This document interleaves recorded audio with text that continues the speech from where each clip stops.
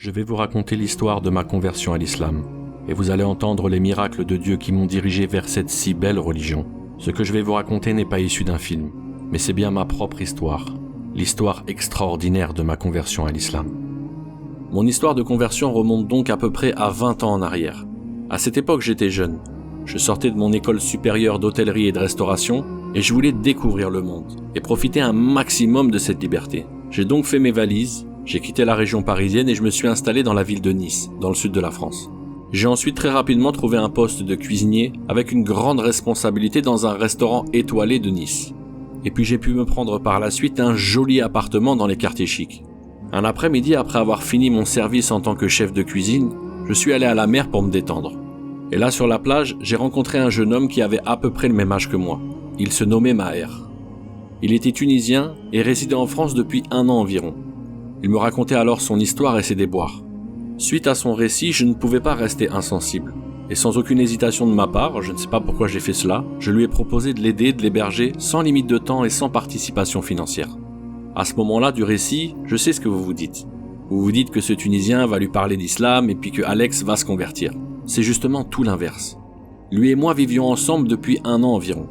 Et pendant ce laps de temps, c'est bien moi qui l'ai converti. Mais plus à la perversité et à la décadence. Maher était un garçon assez triste, ses parents lui manquaient terriblement et je sentais une certaine solitude en lui. Donc un après-midi, pendant ma pause après le travail, j'ai décidé d'aller dans un quartier populaire de Nice. Et cela afin de lui prendre un petit cadeau, pour lui redonner le sourire. Parce que Maher était devenu mon ami. Dans ce magasin, j'avais pris 2 choses, un tapis de prière et un cadre décoratif de la ville sainte de Médine, lieu extrêmement important pour l'ensemble des musulmans de cette terre. Mais vous allez comprendre par la suite pourquoi ce fait a son immense importance. Quelques jours plus tard, un soir, nous nous sommes mis à discuter dans le salon pour passer le temps. Maher m'a alors dit « Alexandre, je vois beaucoup de bien en toi. Je voudrais savoir, est-ce que tu crois en Dieu ?» Et voilà, ça y est, le mot était lancé. Dieu. Je dois dire qu'à ce moment-là précis de ma vie, si j'avais dû faire une introspection sur ma relation avec Dieu, j'aurais répondu qu'elle était plutôt effacée, présente mais insignifiante. De base, j'étais chrétien catholique, de parents chrétiens. J'ai été baptisé et j'allais parfois à l'église. Mais disons que je voyais le christianisme plus comme une religion basée sur les traditions inventées par des hommes, qu'une religion qui se baserait sur les commandements de Dieu et les enseignements de Jésus. Et pour preuve, quand je lisais la Bible, je ne voyais pas la Trinité. Et je ne voyais pas non plus que Jésus était Dieu. Et puis en vérité, au-delà de tout cela, mon cœur ne comprenait pas. Et ce n'est pourtant pas faute d'avoir essayé en toute sincérité. Quand j'observais mon pays, mes parents, mes amis, les églises vides et la débauche des gens de mon peuple, il ne faisait aucun doute que pour moi les chrétiens n'avaient pas préservé ni respecté les paroles et les commandements de Jésus. Et la conclusion était sans appel. Être chrétien en France était plus une tradition culturelle qu'une réelle foi qui allait m'aider au quotidien dans ma vie. Moi et Maher, on a donc entamé une discussion et cela jusqu'au bout de la nuit. Il m'avait expliqué que l'islam n'était pas une religion d'Arabes, mais il m'a dit que c'était une religion universelle. Il m'avait expliqué aussi que le prophète de l'islam avait été choisi par Dieu pour faire suite à Jésus, et afin de faire justement renaître le monothéisme. Je m'étais d'ailleurs étonné que Jésus soit aussi le Messie des musulmans et qu'ils attendent son retour. En général, les Français sont pas forcément au courant de cela. Il m'avait aussi expliqué qu'il ne pouvait y avoir qu'un seul Dieu, et donc qu'une seule religion, mais qui allait de continuité en continuité, avec des législations quelque peu différentes. Il m'expliqua aussi qu'il fallait suivre le dernier des prophètes envoyés par Dieu, et que ce bas monde n'était au final qu'un test, afin de voir qui se soumet à Dieu et fait du bien sur cette terre afin de répondre de cela le jour du jugement. Je vais être très franc avec vous. Là où je trouvais parfois le christianisme compliqué sur certains aspects, je trouvais par contre l'islam d'une logique implacable et cela sur tous les sujets. En conclusion, après cette soirée de dialogue et de partage, je m'étais rendu compte que je ne connaissais absolument rien de l'islam. Mais en vérité, une grande majorité des Français au passage ne connaissent pas l'islam. Le lendemain matin, beaucoup d'interrogations me venaient à l'esprit. Une vraie remise en question commença. Car à ce moment-là de ma vie, j'avais tout. Enfin, extérieurement parlant. Car intérieurement, je n'avais finalement pas grand-chose. À quoi se résumait ma vie? Et d'ailleurs, posez-vous la question, à quoi se résume votre vie? Travailler, manger, dormir, sortir le week-end et ensuite rien, si ce n'est la même chose encore et encore. En vérité, il me manquait une chose, qu'à l'époque je ne pouvais ni nommer ni réellement expliquer. Je ressentais au plus profond de mon âme un vide, que je devais m'efforcer de combler afin de me sentir vivant et apaisé. Dans le but de faire disparaître ce vide, je me perdais par une surconsommation excessive de distractions diverses et variées. Mais cela ne contentait que partiellement et temporairement mon âme. ce qui m'obligeait à augmenter cette boulimie de consommation et de réjouissance éphémère. Je me questionnais en repensant à ce que mon ami m'avait dit. Et si c'était vrai? Et si cette vie n'était qu'un test donnant lieu par la suite à une vie future éternelle plus belle et plus durable pour celui qui aime Dieu et qui aura suivi un chemin agréé faisant bonne action sur bonne action? Je me suis dit qu'il me fallait une pleine certitude en Dieu et en sa voie agréée. Pas que je ne croyais pas, mais j'aimerais que Dieu repose mon cœur, afin d'avoir la conviction que je me dirige bien vers le chemin de vérité. Car cela devait venir de Dieu. Je ne peux pas me contenter des dires de mon ami. Et je me rappelle de ce moment comme si c'était hier. J'étais dans le restaurant où je travaillais depuis plusieurs mois. Et en fin de service, j'étais seul dans ma cuisine. Je me suis isolé et j'ai regardé dans le ciel avec toute la sincérité possible. Et je me suis mis à dire à haute voix, « Dieu, si tu existes vraiment, alors donne-moi un signe tout de suite. » Et là, aussi miraculeux que cela puisse paraître, j'ai senti un frisson glacial allant de mes pieds jusqu'à ma nuque qui fit hérisser l'ensemble des poils de mon corps. Sachez que dans ma cuisine, il faisait environ 40 degrés et il n'y avait aucune fenêtre. Et croyez-moi que je travaillais dans ce restaurant depuis assez longtemps pour savoir qu'il était impossible de ressentir un frisson aussi glacial. Je me suis dit alors qu'il me fallait une confirmation. Mais cette fois-ci, je n'allais pas le dire à haute voix, car après tout, si je parle au créateur de l'univers, alors celui-ci est en capacité de pouvoir lire dans mon cœur et n'a pas besoin que je bouge mes lèvres et ma langue pour me comprendre. Alors, j'ai regardé vers le ciel une seconde fois et intérieurement, j'ai dit à Dieu, « Ô Dieu, si tu existes vraiment, confirme-moi ta présence une nouvelle fois par un signe de ta part. » À peine avais-je terminé ma phrase que je ressentis une nouvelle fois de plus ce frisson glacial dans l'ensemble de mon corps. Et à ce moment-là, chose extraordinaire, sans ressentir ni joie, ni peine, des larmes se sont mises à couler le long de mes joues, comme si mon corps lui-même et chacune de ses cellules avaient reconnu son créateur. Que vous le croyez ou non, le créateur des mondes, le Seigneur de l'univers, m'avait offert ce signe, et je devais à présent reconnaître, par mon âme et mon ego, que Dieu avait répondu à ma demande en me rassurant que je me dirigeais bien vers la bonne voie agréée de lui. J'en connaissais déjà suffisamment pour embrasser cette religion. Je connaissais le dogme et la vie du prophète Mohammed alayhi salatu wassalam dans les grandes lignes. Mais je me suis dit qu'il serait bien que j'en apprenne plus en achetant un ensemble de livres. Il m'est alors venu une idée. Cet après-midi après mon service, et j'irai essayer de trouver une librairie islamique. Je me rappelle qu'il était 15h, nous étions vendredi, et malheureusement ce jour-là, ce quartier était complètement vide. Je vis au loin une librairie et je m'approchais, mais je compris très rapidement qu'elle était fermée. Écoutez bien ce qui va se passer, car c'est extraordinaire. Je commençais à rentrer chez moi quelque peu déçu. Puis je vis dans cette rue 2 personnes. Excusez-moi messieurs, pardonnez-moi, mais je recherche une librairie islamique. Savez-vous où puis-je la trouver car celle-ci est fermée? L'homme me répondit, « Oui mon garçon, tu dois passer par la cité des moulins, là-bas tu trouveras à cette heure-ci ce que tu désires. » Je le remerciai donc pour son renseignement en lui faisant croire que j'avais compris son itinéraire, mais en vérité j'avais absolument rien compris. Mais une fois le dos tourné, le regard abattu, le monde s'est comme arrêté. J'ai entendu une voix qui n'était pas la mienne. J'étais comme dans un monde différent. Et j'ai entendu une voix qui m'a dit d'un ton grave et autoritaire, « Retourne-toi, et dis-lui que tu veux appartenir à la religion de l'islam.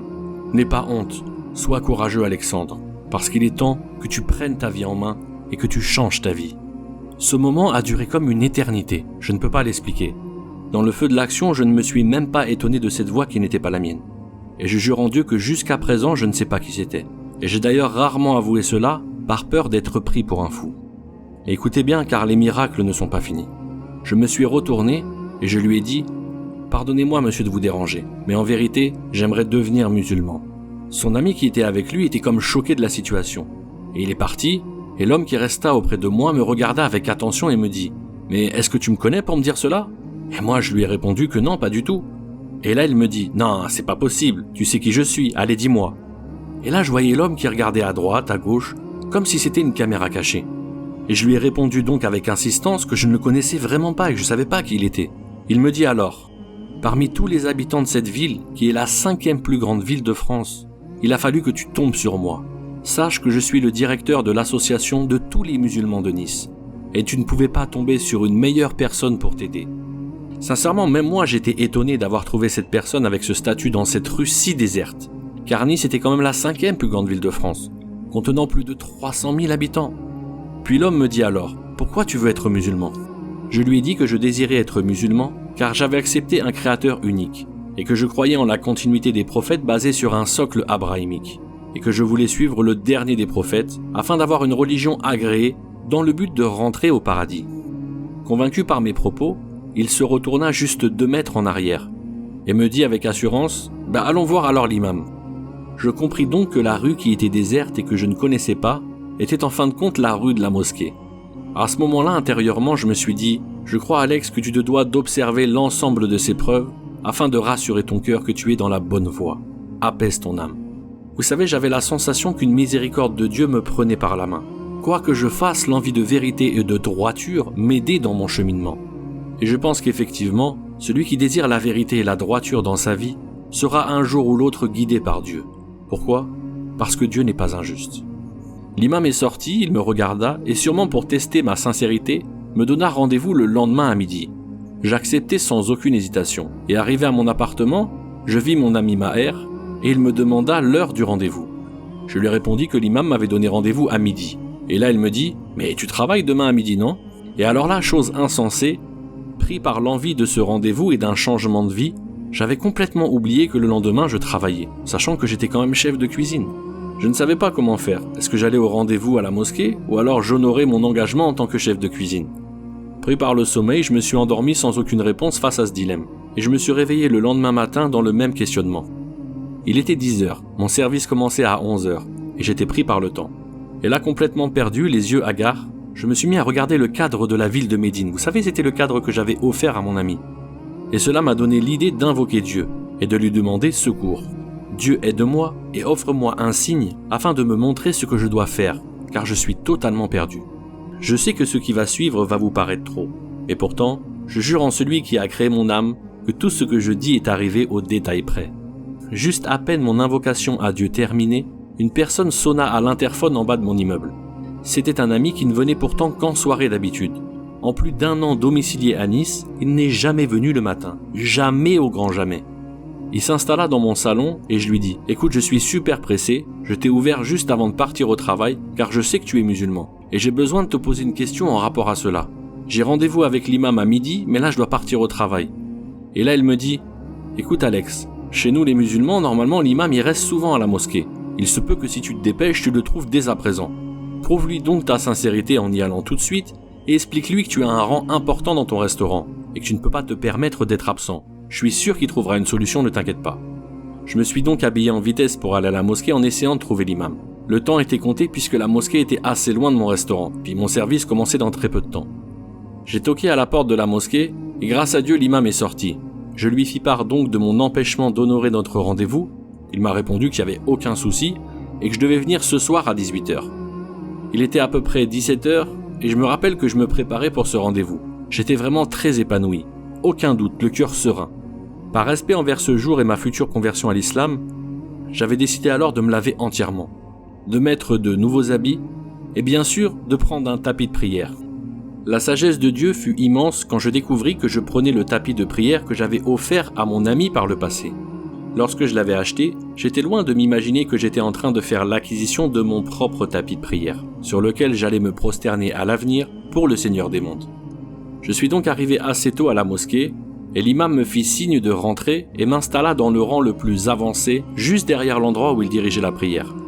La mosquée s'était remplie et plus d'100 de personnes étaient présentes. Et puis à ce moment-là, l'imam se leva et il prit la parole. « Mes chers fidèles, une personne est auprès de nous ce soir car il désire devenir musulman, le voilà. » Et juste après, il me demanda de m'approcher de lui et de répéter ses paroles en arabe et en français. « Ashhadu an la ilaha illallah. Wa ashhadu anna Muhammadan abduhu wa rasuluh. » J'atteste qu'il n'y a pas de divinité digne d'adoration si ce n'est Allah. Et j'atteste que Mohammed est son serviteur et son messager. J'ai donc répété ces paroles avec une immense sincérité. Et on m'annonça que j'étais à présent musulman. Par la suite, j'ai effectué ma première prière. À ma droite, il y avait un petit garçon de 8 ans. Et à ma gauche, il y avait un homme âgé de plus de 70 ans. Et je me rappelle que je me suis dit qu'au regard de Dieu, nous étions sur le même rang. L'âge, la couleur de peau, la nationalité n'avaient à ce moment-là aucune importance. Seule la piété nous animait. Je vais à présent finir mon histoire de conversion, mais je vais vous avouer une chose extrêmement intime. Quand j'étais petit, je n'arrivais pas à m'imaginer adulte. Quand on me demandait ce que je voulais faire plus tard comme métier, ou comment j'imaginais ma vie future, je n'arrivais absolument pas à me projeter. Comme s'il m'était impossible de m'imaginer au-delà de mes 20 ans. C'était tellement ancré en moi que je me disais que j'allais sûrement mourir jeune. Et d'ailleurs, j'angoissais beaucoup à cause de cela.